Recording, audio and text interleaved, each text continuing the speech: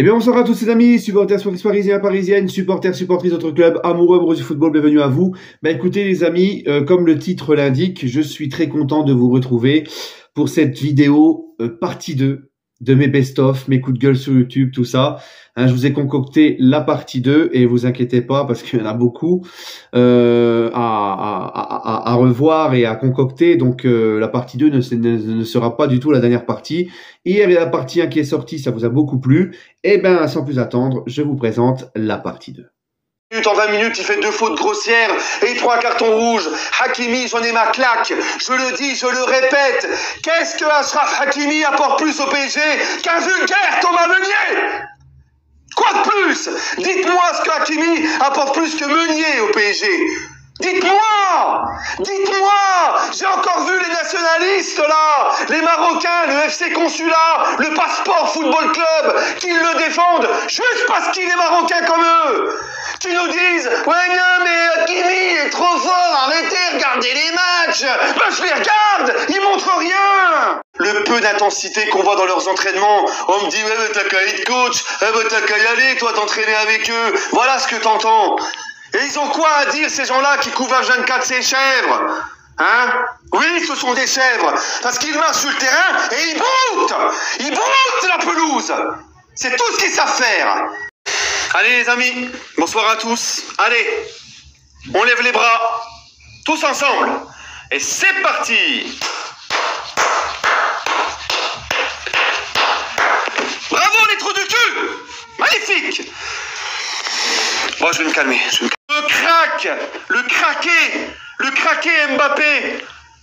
Trou du cul qu'il est, celui-là aussi, les gars, c'est pas possible. Oui, je suis vulgaire, je suis énervé, mais c'est pas possible, j'en ai marre, les gars. Ouais, Mbappé, contre Montpellier.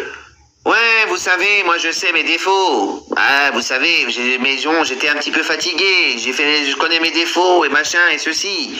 Je sais, voilà. Il a mis un doublé, il se sentait plus pissé. Oui, contre Montpellier, il a fait un bon match, Mbappé, je l'avais dit. Mais là, ce soir, il est retourné dans ses travers. Ne pas jouer simple, vouloir dribbler en marchant, s'enfermer sur son côté. Le troisième but que tu prends, c'est à cause d'Mbappé, les gars.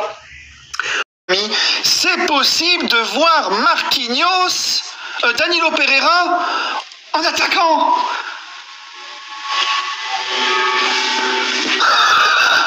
C'est incroyable. Oh, il va me faire clamser.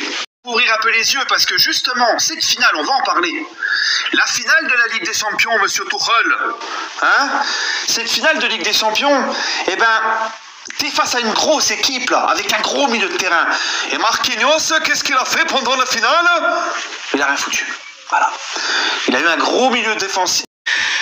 Et oui, ce soir, n'oubliez pas de 19h à 20h, le Cirque Paris, avec notre nouveau spectacle. Ce soir, venez nombreux pour notre nouveau spectacle, le spectacle Thomas Tuchel. C'est reparti pour un tour. Supporters. Et un coach qui est encore plus cuit mentalement que eux. Mais quand est-ce que l'émir va se réveiller? Quand est-ce que... Je vous l'ai dit depuis le début de la saison. L'émir se réveillera quand il sera trop tard. C'est quand on a chié dans la culotte. C'est quand on chiera dans la culotte qu'il va serrer les fesses. Voilà, c'est tout. Et reparler de Assassin's Creed, là, qui est derrière moi, Thomas Tuchel, l'actuel coach, le saboteur du Paris Saint-Germain, et puis... Ah oui, tiens, regarde celle-là, novembre 2004, PSG.fr, Lorik Sana. Écoute bien, je suis très attaché au PSG car j'ai grandi ici. Le salaud, peu de temps après, il va à l'OM. Et il dira que l'OM sont son club préféré. Faut arrêter de prendre des gens pour des cons à un moment donné.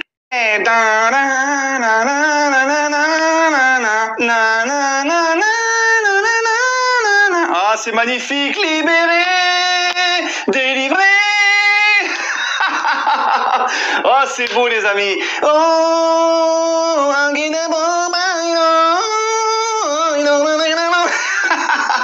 ah, je suis content les amis, c'est incroyable. En un été là, en un seul mercato, on s'est débarrassé de la secte des léosexuels et on se débarrasse de la secte des Neymar sexuels. Le chemin du roi d'Agobert, le chemin du roi des alcoolos. Moi je suis heureux là. Voilà, le PSG va en grandir de ça. La Ligue 1 va en grandir de ça. Mais les gens ils sont là. Neymar. mais allez vous purée, allez vous faire voir. Allez vous faire voir, vous êtes complètement cinglés. C'est un truc de mal. Ah, ça m'énerve, ça me répugne. Surtout venant de ces gens. Il y a beaucoup de supporters du PSG aussi qui sont comme ça. Des gens qui sont là. L'institution, c'est important. Il faut remettre les choses dans l'ordre. Et là, ils pleurent pour Neymar. Mais c'est un truc de malade. Mais c'est un truc de fou. Moi, je comprends pas. Tu vois, ça m'énerve. C'est en train de m'énerver. Faut que je...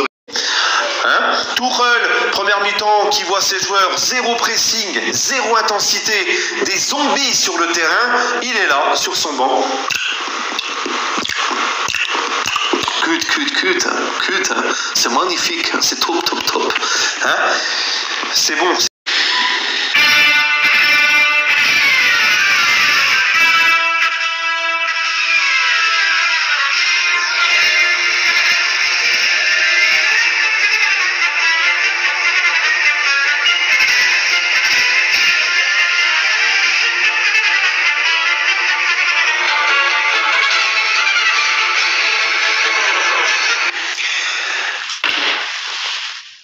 Bonsoir à tous les amis, comment vous allez? Hein? Mais c'était pas mignon tout ce qu'on a vu à la télé, hein?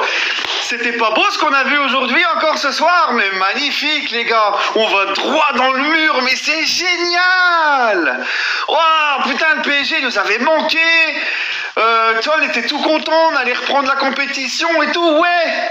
Mais je crois que cette trêve internationale nous a fait oublier que tout ce qu'on a enduré ces derniers jours, ces dernières semaines, et que le tonton Tutuche était encore ici, et qu'on allait droit dans le mur, et puis nous, comme des petits naïfs, on était là, ah bah ça va reprendre, on va espérer et tout. Oh, ce que j'ai vu ce soir, quel retour, tiens.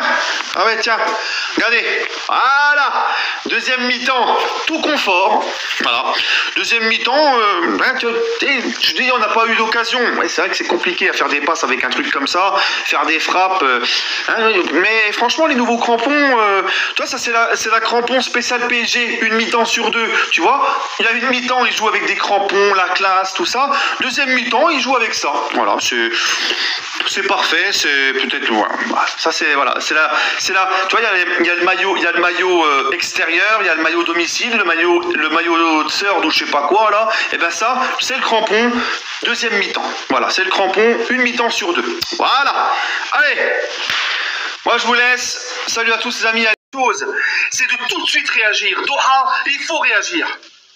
Si vous n'avez pas 10 millions à mettre pour foutre dehors cette petite merde, eh ben vous vendez le club et vous cassez vous aussi. Parce que c'est bien beau, le Covid, la perte d'argent, on peut pas mettre 10 millions, on est quoi? On est Emmaüs? Le PSG c'est quoi? C'est Emmaüs? Bientôt les joueurs, on va les faire bouffer au resto pop? Pour moins que ça, on a giclé les autres entraîneurs, mais lui il a fait quoi? Mais c'est pas possible, Mais je sais pas, mais qu'est-ce qu'il a? Je sais pas, L'émir il en kiffe sur lui, c'est sa meuf, il s'emboîte, il se passe quoi là? Le type, zéro charisme, on dirait une gonzesse sur le banc de touche, zéro charisme, zéro leadership, il y a rien, on m'a dit ce mec là il bouffe à la table, des gens m'ont dit ce mec là bouffe à la table de Klopp et de Guardiola, la seule table à laquelle il bouffe le mec là, c'est à la table de Louis de Funès et Coluche dans l'aile ou la cuisse, il ne sert à rien Voilà les amis, c'est la fin de la partie 2. On se fait vite fait un petit débrief sur certaines séquences. Pour en venir à Hakimi, c'est vrai que j'avais été très dur avec lui, mais à juste titre. Parce qu'à ce moment-là, à cette époque-là, il ne foutait pas un pied devant l'autre.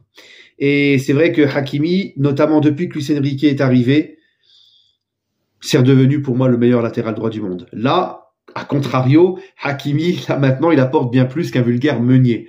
Voilà, là, il est énorme. Il est stratosphérique depuis qu'à Luis Enrique. Encore plus cette saison. Je trouve qu'il est encore mieux cette saison encore que la saison dernière.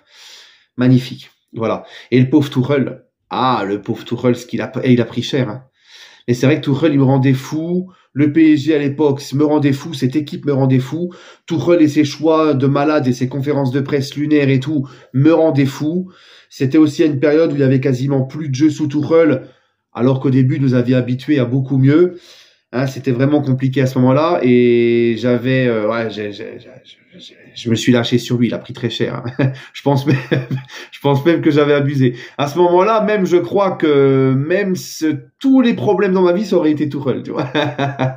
Mais c'est marrant. Moi, je rigole de revoir ça avec du recul. Et beaucoup de gens m'ont dit, t'as vu Ayoub, tu t'es vachement assagi avec le temps. Non, c'est pas que je me suis assagi. C'est que le PSG, comme je vous l'ai dit, sous Luis Enrique, on est beaucoup mieux. On est beaucoup mieux, il n'y a plus de problème. On est beaucoup mieux. Voilà pourquoi aussi, je gueule beaucoup moins. Voilà les amis, allez, prenez soin de vous et on se retrouvera très vite pour la partie 3 que je vais commencer à préparer.